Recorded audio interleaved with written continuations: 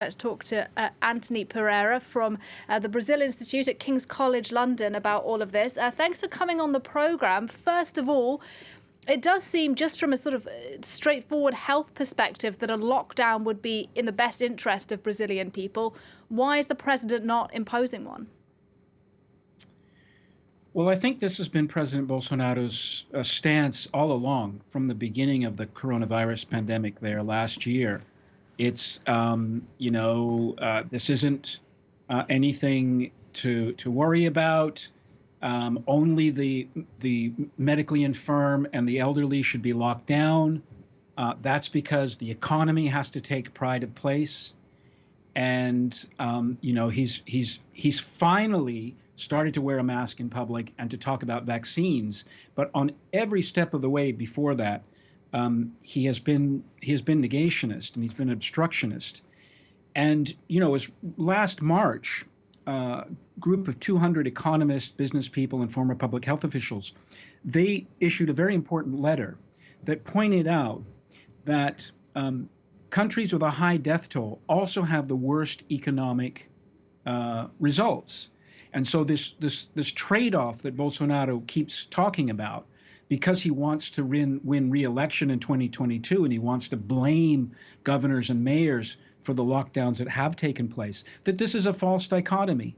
And that Brazil, we know from Australia, New Zealand, Vietnam, countries with very different political systems, that you can flatten the curve.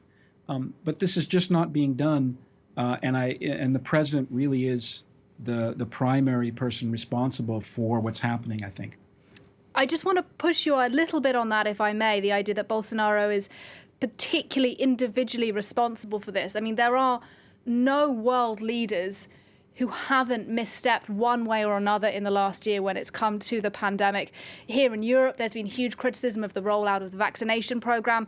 How much blame do you put on the president directly in Brazil, and how much do you see this as a wider systemic problem with the way that the pandemic has been dealt with?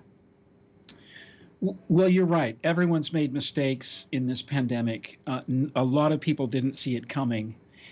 I think President Bolsonaro is unique in his negationist stance. Most leaders, Trump, for example, we're talking about the vaccines. For a very long time, President Bolsonaro said he personally would not take the vaccine, and that if people took the vaccines, it was their risk, and they might even turn into an alligator if they did so. So he's been, I think, unique, sort of on one end of the spectrum. He could have created a task force that unified the national government, that brought in public sector, secretaries of health at the state level. He's also mobilized part of the population. There's about a third of the population that support him no matter what. And they are mobilizing against lockdown. So just to give an example, the governor of Sao Paulo, João Doria, decided to move out of his house in the Jardim Europa part of Sao Paulo, the city of Sao Paulo, because there were protests outside his house every night and threats to him personally. So that has had a huge impact in Brazil, and that is a counter movement against the kind of common sense sanitary measures that most public health officials recommend. And he's gone through 4 ministers of public health because the first two opposed his stance, which was, no lockdowns, no wearing of masks, agglomerations of people, back to work, everybody. And I know that other countries have had similar problems, but the extent of the circulation of the virus, this is only one of 3 countries that had 4,000 deaths in 24 hours on Tuesday.